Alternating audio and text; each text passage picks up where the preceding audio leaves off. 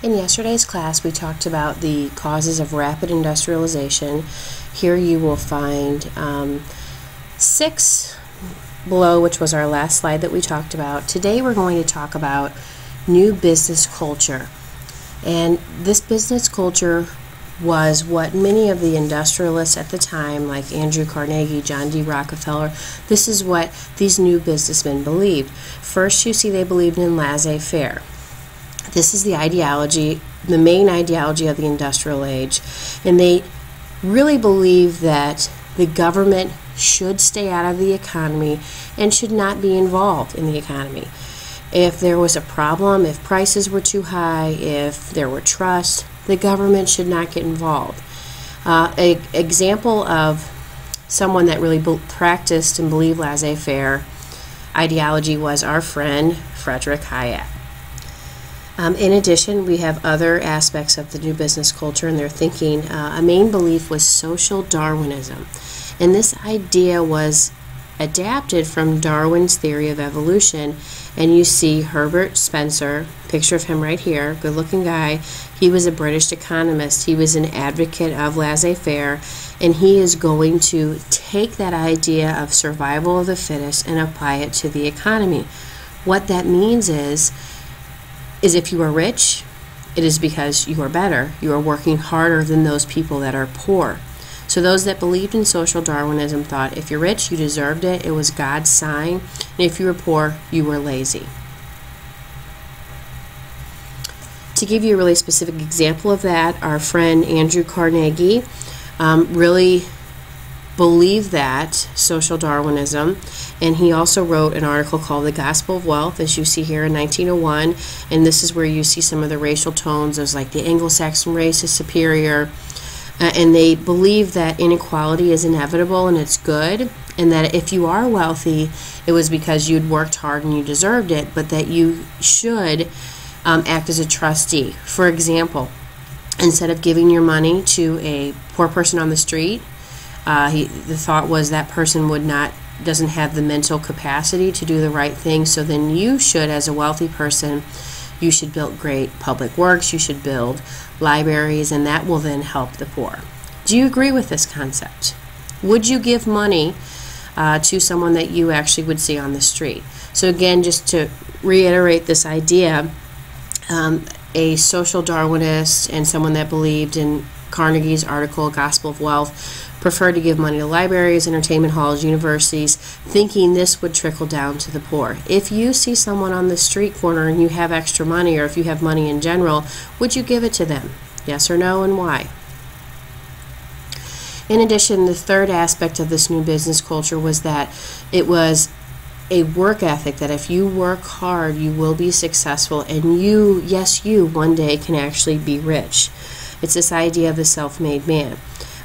Horatio Alger wrote all of these novels that, like dime novels that people could buy, and this reiterated the fact that if you work hard, you will be wealthy one day. And a good example of that is just Andrew Carnegie. He was, a Scottish immigrant. He worked really hard, and he, as you know, eventually became very wealthy.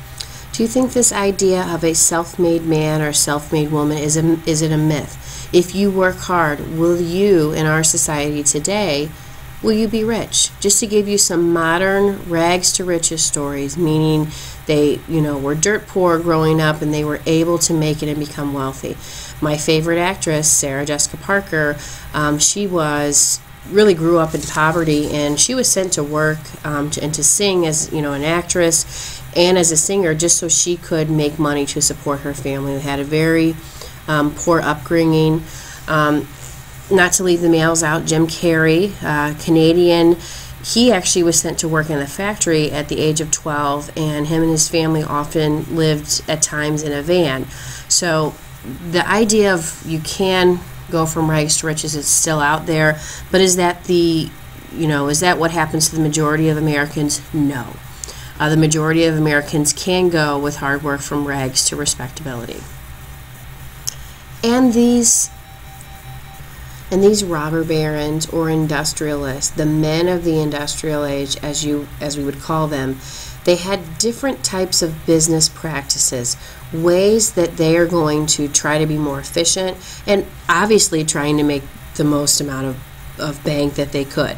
I'm going to give you some examples of ways that they are going to conduct business. Later, some of these ways will be declared illegal and unconstitutional. The first way is a pool.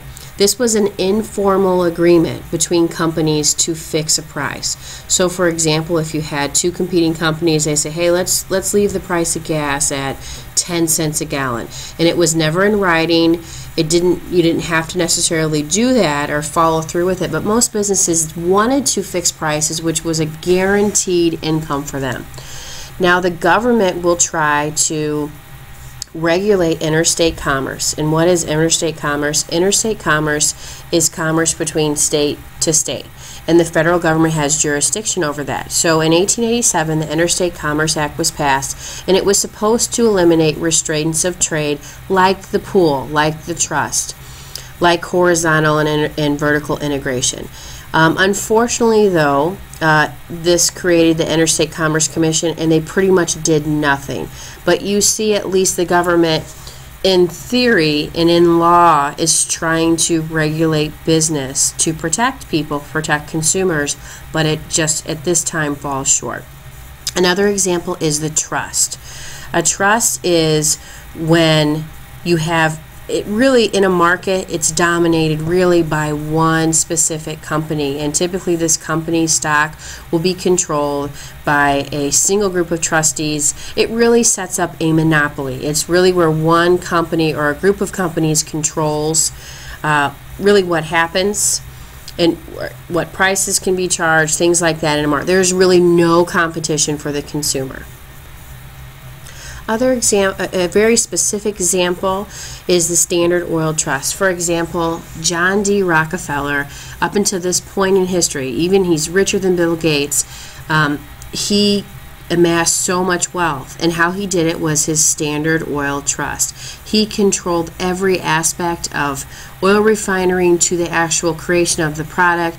Very famous icon really was his little red gas can that people would, use to carry gas from place to place. But he amassed so much wealth, and he had a trust, and this trust will soon be taken to, the merits of this trust will be taken to the Supreme Court.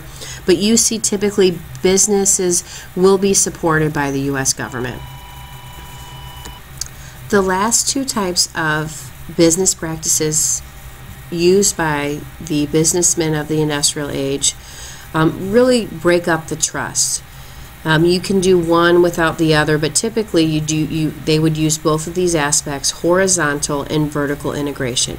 And really, what is a trust? A trust is restraining trade. A trust is not allowing for other businesses to freely operate. Some of the tactics that they would specifically use is, you see like Jay Gould, who was a railroad tycoon, you see John D. Rockefeller, they would lower prices near a competing business so low that they would actually lose money, but it didn't matter because they had so many businesses. They thought temporarily they could lose money to get rid of this other business. So yes, it was vengeful, it was ruthless, but at this time in U.S. history, late 19th century, it is legal. To give you an example is horizontal integration. Again, both of these things, horizontal and vertical, make a trust. John D. Rockefeller was known for specifically buying out competing companies. Oftentimes he would lower his price so much that he would lose money, but he didn't care. He was getting rid of the competition. Another example is vertical integration. Gustav Swift did this in meatpacking. Andrew Carnegie did this in U.S. Steel. What these men wanted to do is they didn't want to rely on any other business to make their product. Andrew Carnegie went as far as every trust and the steel making process he owned. He didn't have to buy anything from any suppliers. He not only controlled everything horizontally, there wasn't a lot of steel companies competing with him, but he didn't have to deal with anybody for raw materials. So it's taking over similar supplies, so you don't have to rely on anybody for your product whatsoever. And you will see very soon the Supreme Court and Congress will try to take issue with some of these business practices. You can see here that iron and steel production is drastically increasing. This last slide here goes up to 1915. So you see that the United States becomes really the largest industrial power because of these business practices. This here is an example, too, of how you would do horizontal and vertical integration. If you just look at this chart here, you can see that horizontal integration, they are really taking over all of these other companies, and with vertical, they are taking over every step of the process, so they don't rely on anybody else to help them produce their product. You can also see, if you look at this, this chart here, and ask the question, what year did we see the largest corporate mergers in this time period? Here is a picture, or two pictures, of Wall Street. You can see just how drastically it is changing and how the United States really becomes an industrial power. Also understand the work that people are doing, the type of work they're doing is drastically changing. Before, if you were a shoeman, you were like, yay, you come home and say, hey honey, I made 5 pairs of shoes. Now you would come home and you'd say, I didn't do anything, I worked on 500 parts of a shoe. And you can see how we see that men feel very, and women too, but men would feel demasculated. They feel like they're not really men. They have a foreman who's really strict with them. They are timed when they go to the bathroom. This is a really hard thing for many people to deal with, this new type of system on this massive scale. And you can see too how billionaires made their money. Oh my gosh, you can see the main thing is in railroad, and you can see obviously the other areas that people are going to make their money. And these are again billionaires at the turn of the century. This is billionaires in 1918. You can see how things are changing. You can see, for example, we've got more people involved in finance. You can see how Carnegie Steel makes a big impact, but you can see that these different areas are spreading and branching off into more areas. So the United States really is experiencing what's called, again, a renaissance with inventions and faster ways to do things.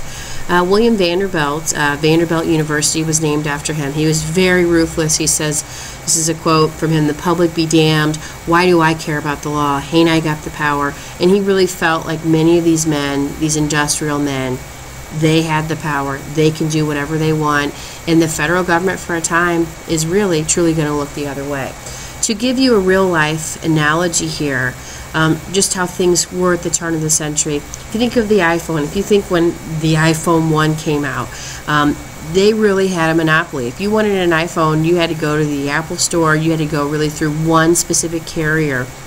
And as time has moved on, you can see that now I think Verizon, AT&T, maybe even Sprint, all of these other carriers carry the iPhone. You have more opportunity. It's spread out. Before it was just in one specific company. And I think that's how many people felt, many businesses felt. Well, if I'm not Carnegie Steel, I can't make steel.